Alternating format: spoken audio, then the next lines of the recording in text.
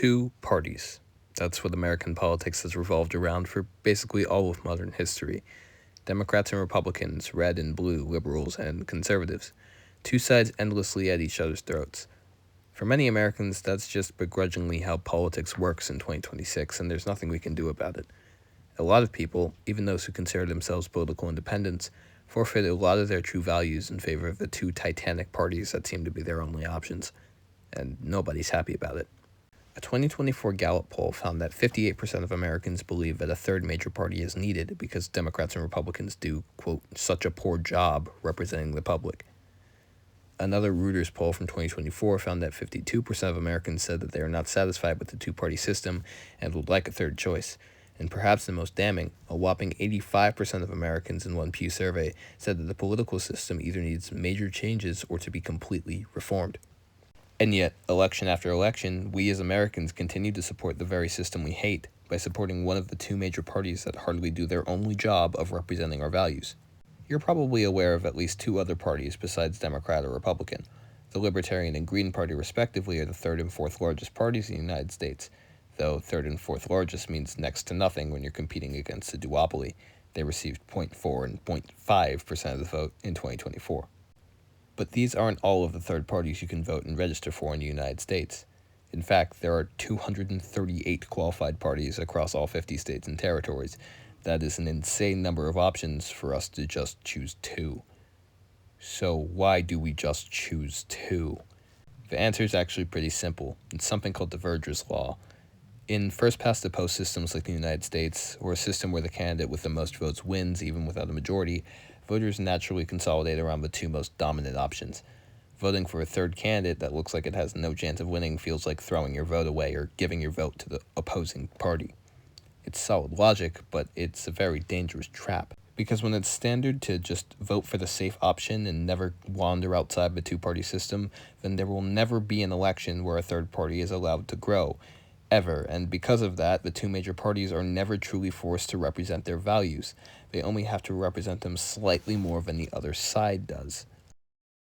A voter might care deeply about government corruption, endless foreign wars, privacy rights, healthcare, unions, abortion, immigration, gun rights, free speech, corporate lobbying, or the increasingly terrifying cost of living, but in the end, most people are pushed into choosing whichever party they think is less bad overall, not because it fully represents their values, but because the alternative is scary or bad.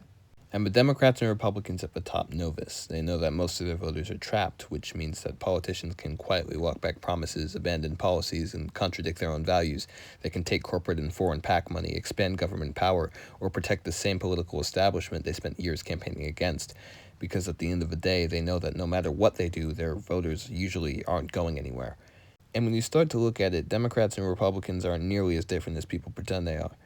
Both parties support massive corporate lobbying, both dramatically increase federal spending when they're in power, both expand surveillance powers like Palantir, expand military budgets, and push the limits of their executive authority.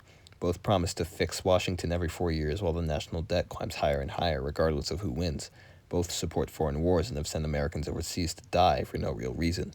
They argue endlessly over social issues on television, but economically and structurally, the overlap is way larger than most people are willing to admit. Even the identities themselves are fluid. Donald Trump, basically the face of the Republican Party, was a registered Democrat for years and openly supported Democratic politicians before his political rise. Major politicians switch positions constantly depending on what's popular with voters at the time because, in the end, the actual goal of both parties is the same: to stay in power. In addition, the popular voter mindset of vote blue no matter who, or sticking to party lines regardless of who the candidate is or their values, further suppresses your autonomy as a voter and allows whichever party that's in charge at the current moment to get away with more. If you continue to mindlessly vote this way without considering if you actually align with your chosen party's positions, then you're never ever voting for your conscious values or true beliefs, and the party is what shapes them, not you. But back to Duverger's law. Many Americans, even if they feel passionate about these issues, still choose not to vote third party. It feels like a genuinely impossible goal to sway the entire country to have a third-party candidate win an election, but it's definitely not impossible to get the ball rolling. Under federal law, any party whose presidential candidate receives 5% or more of the popular vote qualifies for federal matching funds in the next election. We're talking tens of millions of dollars, the difference between a protest movement and a permanent institution. Right now, the Libertarian Party is the third largest political party in the United States by registered voters.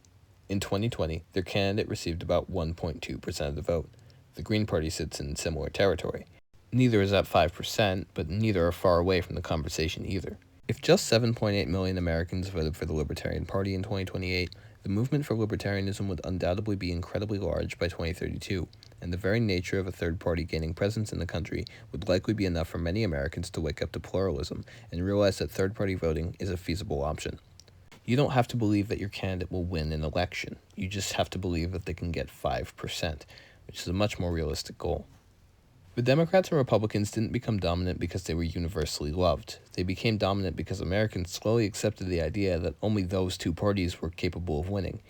And once a country begins voting out of fear instead of belief, their system stops being about representation and starts being about damage control. Elections become less about choosing a future and voting for your own values, and more about preventing the worst outcome and voting against the other party. For a majority of Americans, the duopoly, dare I say, the uniparty, does not care about them. It does not work for them. It does not represent them. What they need to do now is find someone who does.